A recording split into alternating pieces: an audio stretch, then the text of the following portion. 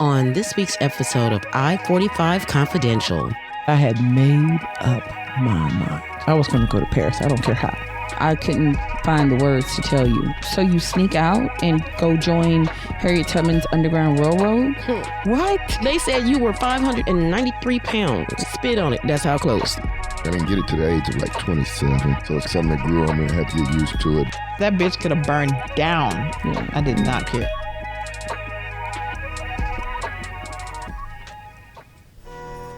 You are about to witness a conversation, a confidential conversation between lifelong friends. For more than 3 decades, they've laughed, cried, yelled, danced, traveled, and learned together. They are experts in nothing but experienced in life. Welcome to the conversation, and welcome to I-45 Confidential. Hey y'all, it is Kim, the social butterfly of I-45 Confidential. We are back another week and we thank you for hanging in with us, baby. Thank you. Baby. Today, of course, we have my favorite roommate. Favorite and only, authentically Elise here. I am rock steady and I'm ready, so let's go. We also have the beautiful Rochelle. Thank you. People think I care. Guess what? I don't. Every friend group has one. Please believe it. If you say it's not true, you're wrong. And we have the wonderful Myretta Lynn. I'm just here for comic relief and snacks. Snacks are good. Snacks are. So we thank you again for joining us. We'd like to welcome our guest. We have a guest with us this week. We'd like to thank our guest for joining us, Mr. Mack Frank. Thank you. Thank you for being here. Thank you. We Good to see appreciate everybody. it. We appreciate you coming. We thank you so much. What's the topic of this week's discussion? Our topic this week, do you care about others' opinions? It's 2 topics, actually. Do you care about other people's opinions at this big age? And if you knew then what you know now. So let's talk about it. Mac, do you care about other people's opinions? No, over the years you learn. I guess you grow up. Not at all. Doesn't bother me. And of course, I have a situation. I have vitiligo. So that's always been like the thing people used to always look. I didn't get it to the age of like 27. So it's something that grew on me and I had to get used to it. But by then I was established and friends with friends, family with family. So I never really noticed it. But let's see people on the outside. So at this age, yeah, I grew up real fast. You think because of the vitiligo, you grew up faster? Not grew up, but you learned to Ignore take other it with people's a opinion. Yeah. Thicker skin. I think so, because in the beginning, like, maybe it was a concern. I don't really think I was even concerned about it. But Really? It never... no, because... Because it's not painful. Did you understand what was going to happen? No, I didn't. Cause I guess because I don't see it until I see it. Do you see it? Yeah. So like me, I just... So it's always been natural to me. So yeah, and so I never... Because you're old now. Right. Yeah, So it didn't matter to you. Or let me ask you this. You said it was 27 when it began. So at 27 and it began, the stares, I don't know if people stare at you or not, but like the stares, did that bother you? From now to then, you've grown past it? Yeah. Because even at that age, by the end, I went through college, grew up, lived a life, and went home, tried a few different things in life, and failed. And I guess to say, like, I kind of grew up then. Yeah, and I was on a whole nother focus. Anything that was outside of that, I just didn't pay attention to it. So I guess that's maybe what it was. Did you ever at any time try to cover it up with makeup or anything like that? No, I kind of like maybe 2 or 3 years into it, I had studies and heard about it and everything. So I went and tried a few of those and like, it's not me. Mac, let me find out you was in drag. Let me find out. That never was even a thought, so.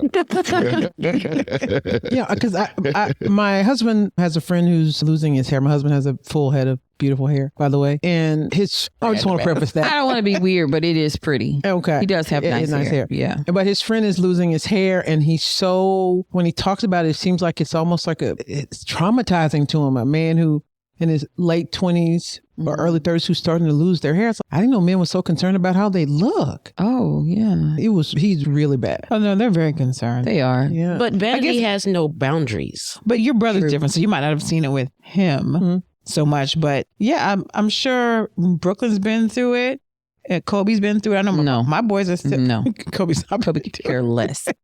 As soon as he got out, as soon as Kobe graduated from St. Anthony's High School, because they had to keep their hair cut short and couldn't touch the collar. Oh. I don't know if y'all have ever heard me refer to him as this, Yes. but I've called him light-skinned Jesus. And hippie, yeah. But he looks like a light-skinned Jesus. When that hair, he could care less what you think about him. Again, He's very confident. a man who has hair can care less. Yeah, true. You know what I'm saying? I mean, that's easy. That's the easy one right there. True. You know, because I've been all my adult life, I've been heavy set. When I was younger, it's funny when you look back at pictures. Yeah. You remember you thought you was. You were just, you can still go in the store. I can still go in the store and buy clothes. No, I was a big one. Yeah. See, I wasn't. I was a big one. But it affected different people in different ways. It never affected me in the way that people thought it should. A lot of people projected onto me. Like, you don't feel this way? No, I don't feel that way. I was always very self-conscious of my weight because I was big too. It doesn't matter to me. But I will say this now, I think I mentioned it to you, Elise, about why I don't make videos, like, because I gained weight. And it just bothers, the weight now bothers me, but not in a, I was going to say not mentally, but I guess so. That's why I don't, because I gain weight, but it also affects my knees. And that's a But whole are you different worried story. about it more other people judging you or more that you're not comfortable in your own skin? I'm not worried about anyone judging me. I could care Okay. less. All right. I don't, I tell you all the time I move with confidence. It don't matter how, I could care less what people think about me. It's just, to me, I don't like the way that I look. I just don't. Remember I said, was that you? I said I look like Jabba the Hutt. Yes, you did. And that is not correct. Shut Let up. me just say that. I know, but when I look, I want y'all to when know how I'm looking at her right now. when I look and I see, oh, the double chin has come back, and it's, oh my God, I look like Jabba. Because after my divorce, like within the first 3-4 months, I had lost 50 pounds. So I was down probably when the weight within the last year. I probably gained that weight back plus. My only issue with my weight is that it precedes me. So if In other people's eyes. but that's normal. If somebody says, which one? The heavyset girl over there in the blue shirt. And they don't mean it in a mean way. But when I heard it, somebody describe me when I wasn't there, it's just, the one over there, the one over there. And I didn't want that to precede me. I wish that didn't precede me. But because that's the thing that people see first. It's not a bad thing, but it's the truth. Even with, I just recently lost like 40 pounds. Mm-hmm. But even with being on dating websites and stuff like that, they're very vocal about what they want. So if you don't, they're say about what they like. What they want is different. No. But what they say is, if you don't have a full body picture, don't bother. Just some bullshit like that. Wow. They're all shaped like Jabba the Hutt. And you're not wrong. But you know what? I choose the same way. I told you this the other day. If you're like 60 years old, automatic X. If you're heavy set and you don't look like you're working out or you've never worked out, I'm not taking care of you because I'm trying to take care of myself. Big boys. Mathematics, the stomach and the other stomach, and then putting it in between. It's not. I mean, for me, it's pure mathematics. She using my line because I just told her that the other day. She using my line. Mathematics. I understand where you're coming. I don't like big guys, and the reason why I don't is because I have a belly. You have a belly. My belly is light, and I don't want you rubbing it. I don't want to be smelling like bacon. I don't want to. No. So if you're big, I don't want that. I don't want my belly being all red. Okay, no bacon over here. Let me just say that. Yeah, I think I was more confident when I was bigger versus when I started losing weight. Really? You know what? Because you couldn't tell me shit. That's true. That's as a big girl, you couldn't tell me shit. You were different. You were very different. Now, body wise, stuff be moving and stuff that I've always been solid. I never looked like I was close to 600 pounds. No, you didn't. But I was. What? Are you sure? What? Bitch, I'm the one that had the surgery. I know how much they said I weighed. What? They said you were 593 pounds. Wow. Do you know how close that is to 600? Spit on it. That's how close. Wow. And that's just the truth. And so, have you ever cared about what people thought about you? Not when I was bigger. Are you sure? No, why was she really sure? When I was bigger, seriously, you mean about the weights? You still stuck on that? Part of the weight? The amount? She said you didn't care about what people thought of you. No. You didn't care what people thought of you. Right. See, I had other things that I was worried about. Did you have body wasn't it? dysmorphia? I'm saying that because just what you said earlier, like I thought I was heavy in high school, but looking at them pictures, I was like, I'm skinny as fuck. Well, I ain't never been skinny as fuck. Well, no. For me, I was skinny as fuck, but I was also toned because I was an athlete, right? Yes. But I didn't realize as I was losing the weight because we were still eating bullshit every day. But again, Snickers and Coke. But that goes back to what Rochelle was saying about people projecting. Yeah. Like when I was younger, I was self-conscious of my weight because other people would make fun of my weight. And as much as I care about my mom and love, my mom was my first bully. And it was because of my weight. Families are always the worst. But I was born big. I was born big. And that's the truth. I was on display at Santa Rosa Hospital. I was the biggest baby at that time. Baby picture. Well, I was the biggest baby at that time. I was the biggest baby that the doctor had ever delivered. How heavy were you? My dad, 13, 11. Did you say 13? God. My dad, I promise, true story. My dad. You need to apologize to your mama. She had me naturally. My dad was at 10 what? Yeah. My dad was at Prairie View. He had to get, because I've heard the story a zillion times. He walked my mom all day so the baby would come. So I would come. That's why your mama can't stand you. My dad went back to Prairie View because he was going to school at Prairie View. And by the time he made it back, my mom was in labor. By the time he made it back to San Antonio on the Greyhound bus, I was born. So he was going up to see the baby, me.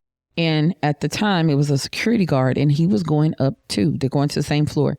And so the security guard says to him, I'm going up here to see this baby. It's the biggest baby ever born. I want to see this fat baby. They go up, they get to the nursery. I'm there in the window. The man stares the big baby right there. My dad is looking, and he says to my dad, which one is yours? And he points to me, the big baby. So I've always been big.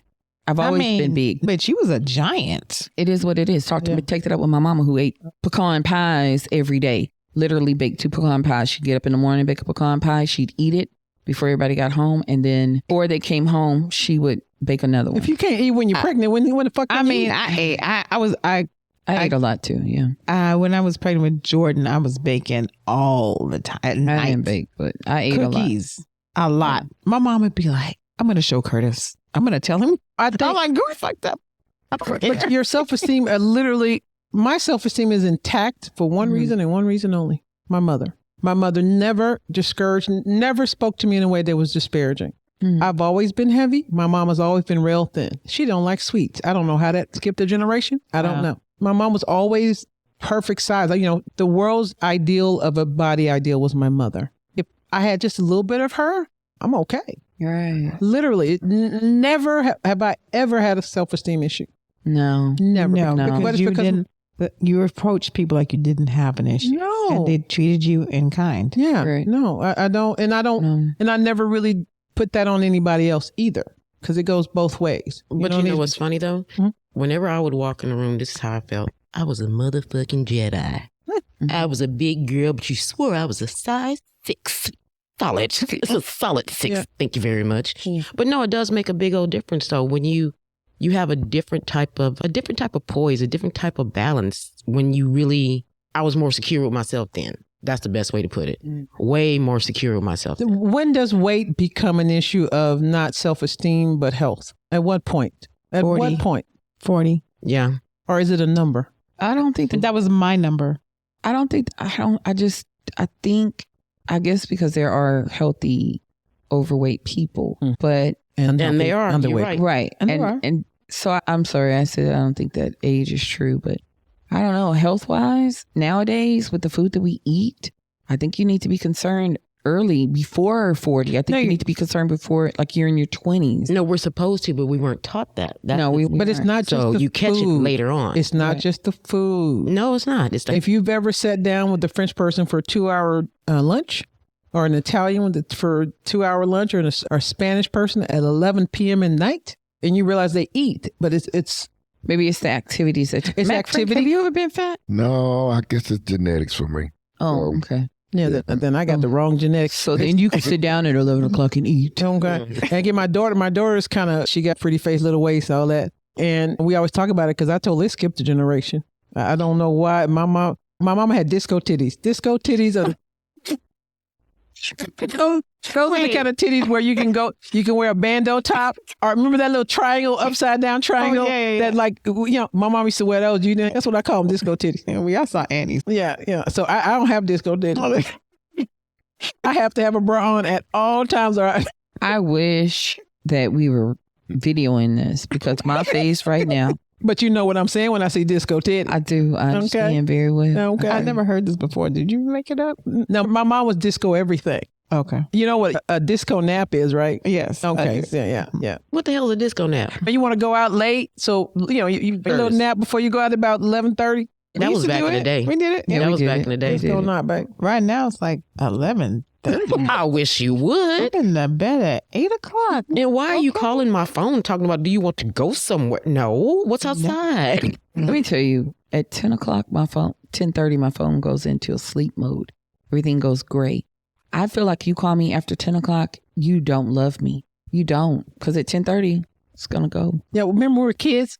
To call anybody after 10 was completely disrespectful. Completely. Oh, yeah. For sure. When the news come on, but I don't. What do you mean when the news goes off? No, it come on at 10. I know it was off at 10:30. Girl, I don't know. No, you better not ever call nobody's house after really 9 o'clock. I threatened That's to realistic. take everybody out my favorites because I was tired of the people in my favorites calling me after 10. Stop doing it. It wasn't I hate me, it. bitch. You're not in my favorites? Yes, I am. If I knew then what I know now, I would have had Brooklyn earlier. But here's the thing. I was trying with my ex-husband. Never thought that I can get pregnant. He had 2 kids from a previous. I went through the dyes and the tubes and all this other kind of stuff. And as soon as I got myself mentally ready to say, oh shit, I'm about to get divorced anyway, and I just turned 40. What? And you ain't got no kids? Surprise. So yeah, but they think that also the weight loss had something to do with it too.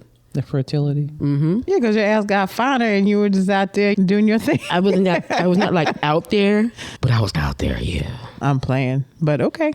Yeah, my baby daddy is 10 years different. Older? Younger. Oh. Yeah. So you was 40 and he was 30?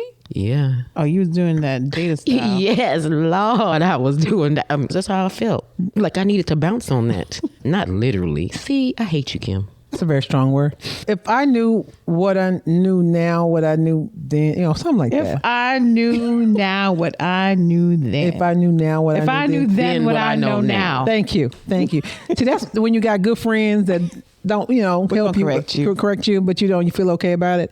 I would have had a better marriage, my first marriage. I would have had an understanding of life is about compromise, and I was not willing to compromise. And I sure hate that because I really liked him as a person and as a friend, and we really loved each other and had a child out of love, but I just wasn't willing to compromise. I was not. And when I say was not, like, did I say that already? I wasn't allowed. Yeah, it was bad. It was bad. Now, if you're listening, I want to apologize for that. And I could blame it on youth, but that's a lie. I didn't want to compromise. I had some very strong opinions, and I just felt like love wasn't about compromise. You're going to accept me how I am. But I know now that's just not the case. Even when you love someone, you find a common ground. That's very true. You found a common ground. Because, me and my ex, we're still cool. He just sent me a text a little while ago. You still love him? Of course I do. That big, bald, chocolate black man, yes. And if I can get him back at 60, I'm going to snatch him up. It gives me 10 more years for Brooklyn. He'll be 18. You would go backwards? I don't think of it as why going you say backwards. It like that? Because it is going backwards. I mean, I understand the concept of it. But here's my thing. Mac, you understand what I'm talking about? Yeah. Sometimes you be like, you know what? We could have still been. And so why do people always look at it like going backwards? There was somebody in your life at one time and you had a good life. But what happened? What happened to make that breakup happen? It didn't have to be nothing bad. We just couldn't match up at the time. Could have been a younger age. We just didn't mesh. Because when he went back into the military, things changed. Yeah. You know what I'm saying? He was the perfect husband, just not for me, and I was the perfect wife, just not for him. And because we were dealing with the military, you have to have a totally different kind of mindset on everything. The way that you act. I couldn't be the cool mo that he first married to. You know what I'm saying? Because we had to act a certain way living on a base. I had to do certain things as a Navy wife. Crazy, but true. True. Yeah, so I don't look at it like people always say going back. No, now that I didn't mature or whatever, you come back again and it's magic. Okay, I mean, it's magic. When you say going backwards, though, like you said, would you go backwards? No. Okay. I just wish I knew what I know now. I wish I knew then. Now when I okay, know whatever, now, whatever. Okay. Maybe once I'm off that person, I'm off that person. I don't care. I'm off of you. I don't like you. I will not even. I don't listen. So something happened to make you. Eventually, you do something and it makes me dislike you. But why? What do you mean? Why? I don't know. They've done something to me. Yeah, but there's still things that you share. People, it reminds me of when people always think about the death of a person as opposed to the life of a person. I shared so many wonderful things with my ex-husband. I do not want to forget those things. Ma'am. No, it doesn't mean that you have to forget those. I don't. Like, obviously, you got together for a reason. Correct. You got married, you had kids together, whatever the case may be. That happened, and those things happen. But when you're in the midst of life, and Kim, I think you were caught off guard with yours. I was extremely caught off guard. I was never caught off guard. I never saw it coming. I was blindsided. I was blindsided. So you blindsided me. You can never be my friend. As a matter of fact, Kobe was saying the other day, wonder how that guy is doing. Trust was broken. Oh God, broken was not the word. It was shattered. Yeah. So him, if I saw him on the side of the street on fire, I had to think. You say that. Oh, I don't know your story. My ex-husband married my closest and dearest friend. Okay. We're going to talk about this? We're not going to talk about that right now. Okay. And I felt a certain way about it. Mm-hmm. But I felt a certain way more about her than him. Because he and I our relationship was over. We had a contract that we signed, and we no longer had a contract of marriage. But I had a friend contract with her. Mm-hmm. And I felt a certain way about him for a certain reason. But I realized he's a man. And men do what men do. It had nothing to do with me. She knew better because women do things for different reasons. If I think if it were something like that, I'd be like, okay. But the way he blindsided me, absolutely not. I don't know the whole story, and I don't know if you're. She did not see it coming. I didn't see it coming for years, at all. I knew the day I got married, it was coming. I knew the day before you. I knew the day you met him. But so let me say this. I'll tell the story. I'm sure it'll come back up again. But what he did was, everything was cool. Like, I literally left the house and said, I love you. He literally said, I love you too. I got back and he was gone. There was zero signs of anything happening. So that's why I say I was blindsided by that whole thing. So that's why I know you could never talk to me again. But I also now at this age, I told you the last guy I was really dealing with, I'm so disgusted with him. Like, I'm disgusted. Like, I'm grossed out by him. And I get that way. Once I'm grossed out by you or disgusted or whatever, I don't want to deal with you anymore. And I think it makes it easier for me not to go backward. Yeah, but when you say that, and again, my middle name is Trouble. Mm-hmm. And so that seems like a very peaceful way for somebody to leave. Almost respectful. You know what I mean? That's like completely disrespectful, especially when you have children. We had children.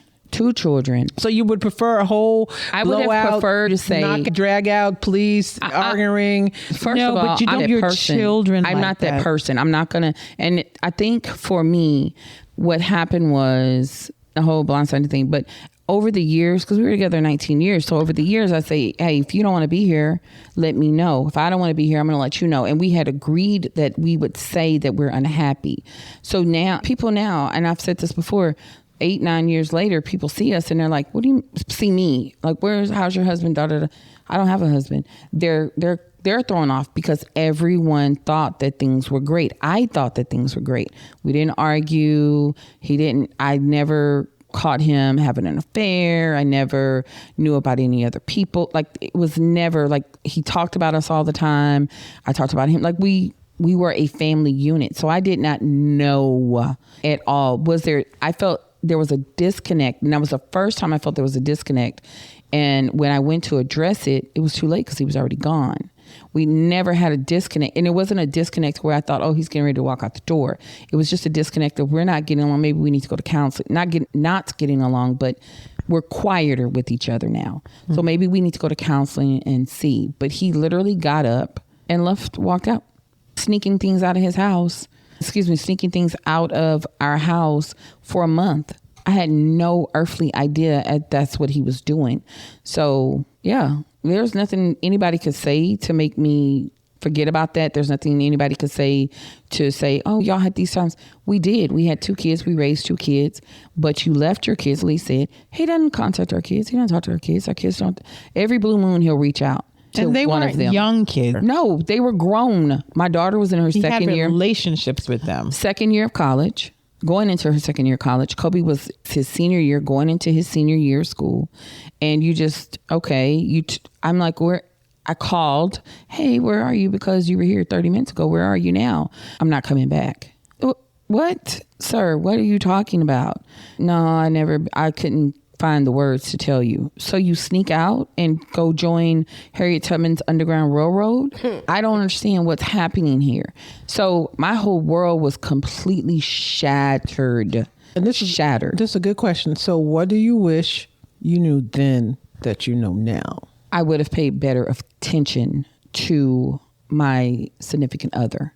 I would have paid attention to the things that he was doing, but I trusted him. I trusted him. This is the person I've been with since I was 26. I trusted everything that he was doing. Oh, something's moved. Okay, let's move. I trusted him. So I would have paid better attention. I would have been more mindful and more intentional with how I dealt with him. So the next person, and it makes it hard for somebody now, a man, to deal with me because I don't trust it. Do you think you got lazy in your relationship and that's why you didn't see it? I keep saying you pay more attention. I got comfortable in the relationship, and you get comfortable in the relationship. Yeah. Mac, I want a men's opinion on this. What say you? What say you? About Kim's situation or about I see him. I see his brain moving, but his mouth ain't moving. So I need to see what's in there. No, it's just the idea of something like this, and that's why I guess people are different. Because in that situation, I don't know if that's maturity or whatever. It's just something I wouldn't do. Look, hey, it ain't working out, dog. And had he come, I could have respected that. Right, but for you just to, and it's a whole story, it was shit that my neighbors knew and was helping him with that I didn't know. You're coming to my house for a whole 2 weeks before he leaves every single day. You knew he was going to leave, but you didn't say, hey, girl that I've known all your life. Is she white? Who? The neighbor. The one who's selling cactus? No, I don't want. No, it wasn't a fucking cactus. Okay, it was a palm. My bad. And they finally admitted it. I guess you would because I saw it on the fucking camera. Bitch, I knew it was you. Anyway, that's a whole nother story, and I don't want to talk about that. But no, she's not black. So Kim was into the swirl. Yeah. So her ex-husband was white and was doing white stuff. Yeah. It was literally, that is literally what a white man, that is literally a white man move. Yes, I'm going to get up and leave my whole fucking family because I'm having a midlife crisis. Because to me, that was a midlife crisis. That's what it sounded like. He didn't go by. Do that. Not like that, they don't. At least a police officer or the ambulance don't come. But and I never, There's gonna be some record of it. But I never would have stopped him. If he'd have said it, I'd have been like, cool, we got this boy, we need to get out. If you want to leave, give me 6 months and let me do what I do. Because I was working on something else. So, hey, cool, I'm going to let you leave. Give me 6 months to a year. And it would have been cool because we had an extra room. He could have gone in the extra room and I would have been cool with it. You think? I don't think it was as easy as you're I would have been cool with it because we had always had the conversation. And it would have made more sense. You would have been sad, though. I would have, of course, been sad. But you might not hate him. Here we are 8 years later, and I'm very sad. I'm very sad about. I'm still sad about it. Are you? Yes, because that was a true. I thought again, it was what I thought I perceived to be a happy marriage. Yes, I'm very. I'm still sorry very you're sad sad about that, roommate. I am. I really for am. you. I ain't sad about mine. I want to say this. Nobody is. I was done. When I was done, I was done. I tell people when you are as a woman, when you are done, there is nothing There's left. nothing. There's no hate. There's no anger. No, There's nothing. And I've said, I don't know if I said it to done. you, Rochelle, or to you, Elise, but when you are full, this lady told me at Sam Houston State, because I dated her son, when all of y'all were gone, which is probably how I fell into this pit of hell. Okay. This lady told me, when you are full, you will get up from the table. And I called her one day and I said, ma'am, I am full. Come pick up your son. This is for the fucking birds. You done, you done. I like that. It's true. When you're done, you're done. Get up from the table. Yeah. I'm going to keep making myself Ooh, full. I got up from the table. I was so full. I didn't care about that fucking table. I didn't care about anything around. That bitch could have burned down. Yeah. I did not care. I had my children and that was it. So yeah, that's what I would have Start done over. differently. My credit's just now getting better. Yeah, that's what I would have done differently. Most definitely. You, Mac, what would you do differently? What do you know now that you wish you knew then? I don't know. I'm kind of a person that always adventures, always trying to be on top of things. I would just probably look at it as being financially. My parents never taught me none of that stuff. Yeah, but a lot of everybody. Even today, Right. I think everybody teach in it. here. So I try to teach my kids that. What do you teach them? I got them in the stock and stuff now, and open up account and stuff like that. Because when they're so young, they can just invest in little stuff. Yeah, over time. And I got time for Compounding, it. yeah. Yeah, so just a little something to help them out and kind of teach them the back roads that we never was taught. So some of that. But as far as events in life. Would you change anything? But a lot of people think about it and think the life would have. I know for sure, and I know it's fruitless. But some people are really adamant about had I just turned left instead of right. Yeah, to be better in life. I mean, I do have a good job, but I think I could eventually made some kind of sport event and make it to the pros and stuff. And I didn't put enough effort into that. Yeah. If you didn't put enough effort, then the people who arrive at that. My brother was a professional athlete. He had a single focus. When I say single-minded, the whole time focus, I knew him, there was nothing else. There is no plan B, and you can't compete with those people. You can't compete with those people. Same thing about people who are very famous singers. They may not be the best, but they have a single focus. You can't compete with that. And if you're like, I could have been better, then then it's not for you at all. Right. Then he was like the rest of us. If I'm not mistaken, I don't think I'm speaking out of turn. You didn't graduate Sam Houston either. Other three of us in here. Well, I didn't go, so I know. okay. I told you we had a lot of fun. Okay. Well, I had a lot of fun in Paris. I know you did. I know. I'm just saying. What happened in Paris? You had so much fun. Do you have some decisions that you made back then that you might Oh gosh. take back? Well, the thing about a story show. Oh God, there are plenty of stories. I tried, anger management again. I'm working on it. The thing about what my mom at home, I was really controlled, and I was so angry about that. But I realized now that my mom had to control me because I was the kind of kid that would touch fire just because it was hot. Just because it's hot. So you let me out the gate and I'm in a foreign country and people are saying things that are fighting words, and what I'm going to do. Can you just a quick jump from how you ended up in Paris at age 20? Oh gosh. What had happened was, so I was a photographer. And I started doing fashion photography. I took pictures of everybody, all you guys in the same wig. Love those. The beautiful bob? Yeah, the bob. Because I really wanted you guys to see the beauty I saw. And that's one thing I could actually show you is the beauty that I saw. And I did that with a lot of people. Beautiful pictures. Yeah, beautiful pictures. And I did that for a lot of people. Made some really good friends at the time. And I thought I was feeling special to you. I'm just saying. Okay. I did it to, because I wanted the people that I liked and loved to see the beauty I saw in them, to really bring it out. And so I was wanting to be a fashion photographer. Houston is, I didn't really know how to do it. And I was at the George R. Brown Convention Center, which is a convention center, and there was a little yellow piece of paper, like a neon paper on the ground, and I picked it up. I turned it over and it says, "Study fashion photography in Paris." Until that moment, I had never thought about it. And I remember thinking, Paris is the thing of fashion and stuff like that. And I put it in my pocket. There was a school that had a very small program. There was only 13 people in the full-time program, and you would come, and part of the school is you'd be part of a fashion house and you would do pictures for them, and you'd come to Paris and do all that. Unbeknownst to anybody, I filled out the whole application, sent over my everything to them, and eventually they accepted it. But I went to my mom and I said, "You never told anybody that, though, did you?" No, I didn't tell anybody. I went to my mom and my mom said, I said, "Mama, I got accepted to a school." Where, Paris, Texas? I said, "No, Paris, France. You speak French?" I said, "No, it's a school." And I said, "The thing is, I have to get a loan." It was $30,000 for a year. And this 1 year? Back in the day. Wow. Yeah, but I mean, that's tuition now. That's tuition, room and board. That's everything, right? Wow. And my mom said, "Absolutely no." Like it wasn't even a discussion. No, but I had made up my mind. I was going to go to Paris. I don't care how. I started going to the library and getting those books. Paris at $5 a day. Paris, whatever it was.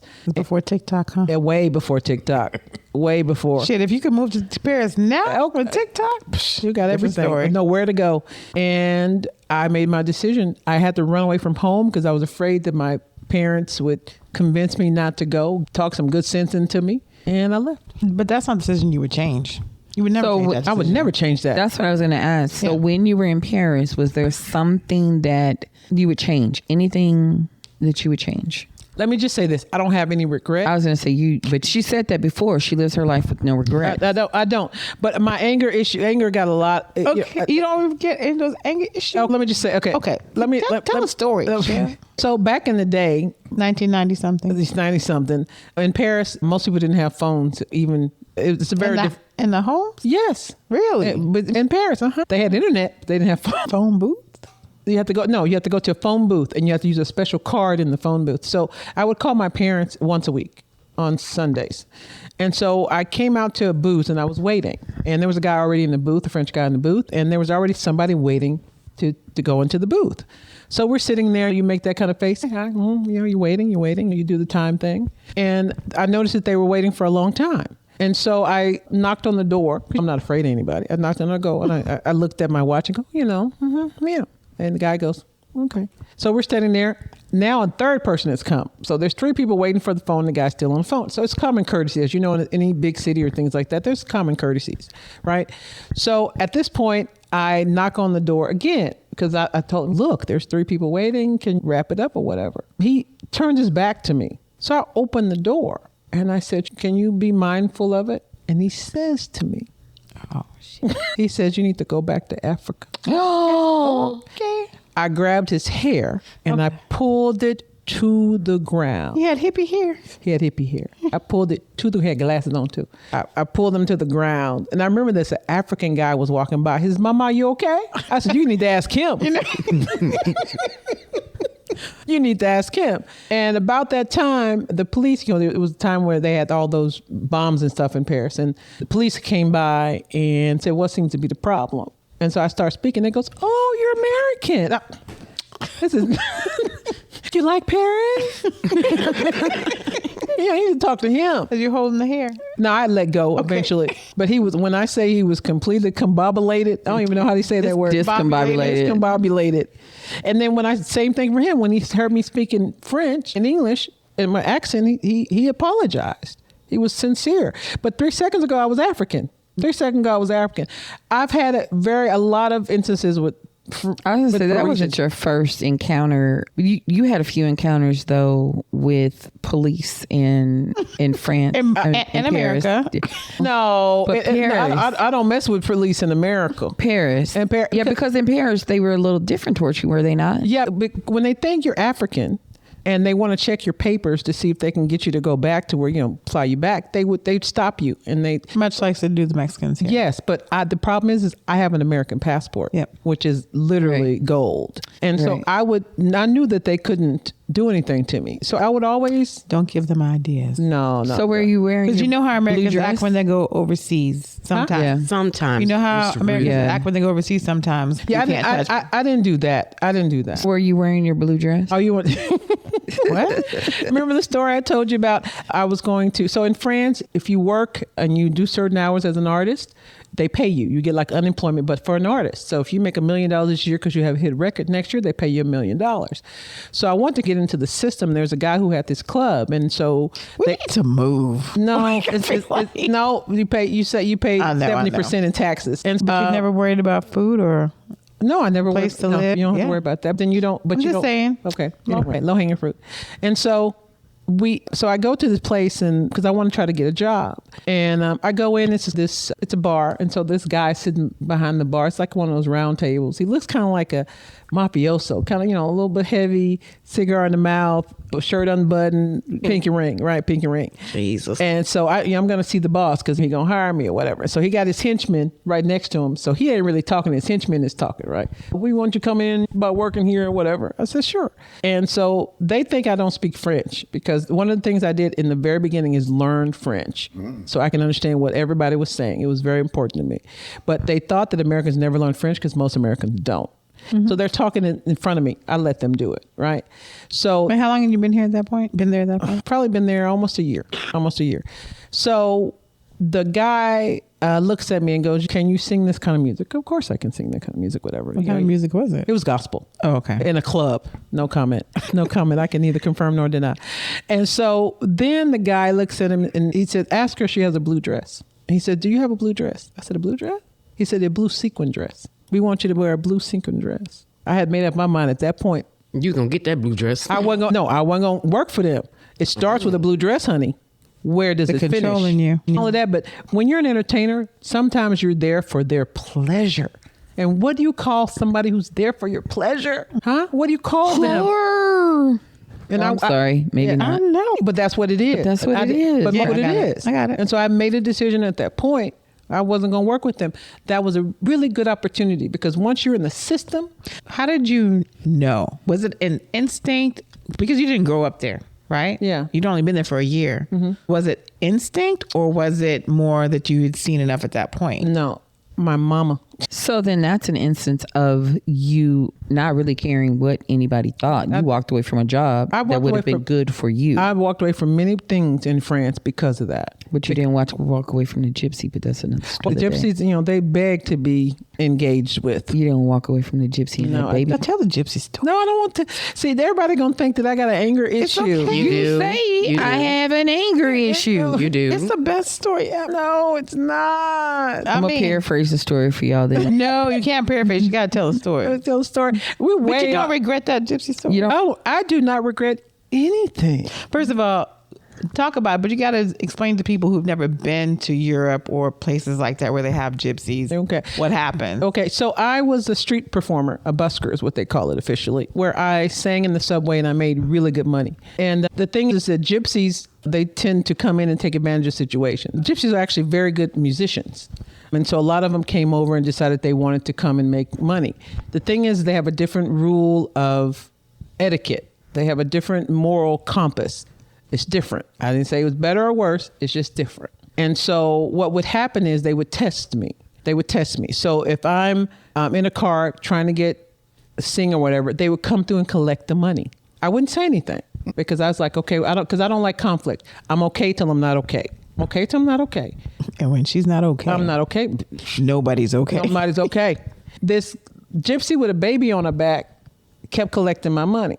I let her do it once. I let her do it twice. When she came in the third car, it's like a thing that's in your belly and it starts growing up in you literally a fire. And Sounds like menopause. Oh, girl, I don't know about it. No, it's worse. It's worse. And I see her picking up the money and then she gets in front of me. I did my best to kind of protect the baby from the fall. Protect the baby from the fall. Yeah, because, if she got a baby like that and she, It is what it is. It is what it is. What did you do, Shell? What you mean what I did? What did you It do? was the laying on of hands. You about to meet Big Red, baby. Was the baby on her back? Yeah, I made her fall forward. You hit her from the back? No, you can leverage. I just want to know what you did. You take the knee because I always think about it. I don't randomly. You black out? What you mean? The first move is always calculated.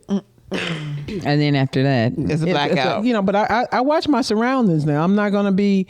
This one time I saw this girl get on the train. I know gypsies when I see them, and they know me. So I saw this girl. What they do is they'll push on you when they're going into the train, but there's nobody behind them. But you don't know that. You're a tourist. You just think everybody's pushing to get in there. So I saw this girl, a gypsy. They're dressed in a certain way. They look like they're out of place. They look like they're wearing a costume of a Western clothes. That's what they look like. You can see them coming. If you see them from a mile away. And so I saw this girl and she was trying to pick a pocket while getting in. And so I saw her and I grabbed her hand and the tourist was a little confused because he thinks I'm grabbing him. I'm trying to save you from her doing it. The door's closed. I make an announcement in French and English. There's a thief on this train. Everybody look in their pockets. Everybody's looking around. Everybody's trying to figure out what's going to see it in French and English. And the girl's standing there. And we come to a stop. Were you staring at her when you said it? Oh, yeah, of course I was standing there when I said it. I was holding her. I was physically holding her. And then at one point we get to the stop and the guy goes, "Can I get off?" I said, "You're free to go," but she's not. And then she says, "I'm pregnant." I slapped the shit out of her. "And you pregnant?" Yeah, especially because she's pregnant and she doing this. So you brought Popeyes to Paris and gave her a 2-piece and a biscuit. Some bullshit. Rochelle is the original FTK club. Them kids. No. Shit. Look at. And then so I made sure everybody had what they needed to have. Everybody check their pockets. They check their pockets, so you're free to go. I said, I better not ever see you on here again. But the thing is, if you don't do that to them, and I say this with all respect that's due, that's the only way they will respect you, because they will completely continue to try you. And like I said, I can show up at any gypsy camp in France right now. It sounds a little like, how the master trained the slave. What's they call him? Master with the slaves. Like, if you don't. Oh, the Willie Lynch theory. No. You in that Willie Lynch theory. Right. I don't care what She's always talking about the Willie Lynch theory. That's What about the whip, the overseer. No, it's Overseer. Sorry, thank you. It's their culture.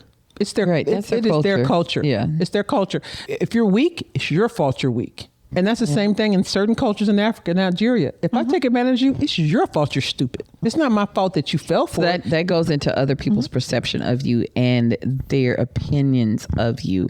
So then that becomes, I need to be concerned about your opinion of me. Yeah, but I could care less what they think. But I have this thing about, I'm going to say it out loud, Nigerians. Oh, God. Yeah. Kim wants her one. Okay, you can have them all. I'm just saying. First of all, the Nigerians are Is this your unpopular opinion? This is not yeah. Well, about Nigerians? Yeah, because Okay. All I know is they're some of the smartest people on the planet. Absolutely. I mean anybody that can scam you miles and miles, billion. No, It's not just that. They are highly educated people. It's not. That's not the case. Yes, but the mentality is very different. The Yep. mentality is very different, and so that's the thing. By any means necessary. And what does that mean? It means by any means necessary. And so we have a limit, or we have things that we don't do. We have things that we understand. They have a totally different understanding. It's like culture, though. I was going to say what we understand, that's more morals and values. Yeah. Our morals and values are different. No. Yes, our morals and values are different, but she's right. Like, it's a complete different. And I guess, not that I've been around a bunch of Nigerians, but I know a culture's mindset. It's different. And people from America try to equate. It's not, you're not thinking about it on the same level. It's completely different. Completely. You know what I mean? They think about education in a different way. They think about politics, like everything in a different way than we do, because they've seen it differently, they view it differently. And we don't care what people think. To be honest, Americans do not care what people think. We have no shame. Right. We don't have any of that. Their whole culture. I feel like we used to. Oh yeah, we used to. We don't have it no more. No, we really don't care. We really, because the society people are pack animals. It's a weird kind of way, but we live in groups and we have to function in groups. And it's important that everyone knows their place in the groups. And because we don't have that, that's the reason why we're having problems in our society right now. Other cultures still have that thing where everybody has a hierarchy in the society. Everybody plays their role. There's an understanding of that. We've kind of gotten away from that. And it's important to them how they're viewed by people in their tribe, in their family. We call it entitlement. Yeah. Americans believe that they are very entitled. I don't think, especially when you go to other entitled. Countries and you act up, because I've seen it. And it's not entitlement. We're not aware. Yeah, it's not entitlement. We're just not aware. We are not aware. But it comes across other cultures like entitled. That we are. Yeah, but it's just not. It's almost haven't been confident. I noticed that. When I was in France, the Africans, they're very, I wouldn't say docile, but they come off as very... What country, speaking of? I'm talking about France. France has a large community of Africans because of their colonization. Yeah. And they're very meek, the Africans there. Really? Yeah, but Americans are never meek. Never. And it has nothing to do with the confidence. We're just not meek. The meek shall inherit the earth, and we ain't going to get nothing. We've come to the end of another great conversation. We want to thank our special guest, Mr. Mack Frank. Thank you for joining us. We appreciate you. Thank you, Matt. I'm so happy that you could join us. We'd like to ask our listeners, do you care about what other people think about you, babes? And what do you know now that you didn't know then? We'd love to hear it. Let us know. Thank you again for joining us here at I-45 Confidential. We highly encourage you to like, share, and subscribe. We'll talk to you later. Ding, ding. We have come to the end of our conversation. We certainly thank you for joining us, and we hope to see you again. Always remember that the journey of friendship is built on the path of loyalty, acceptance, and grace.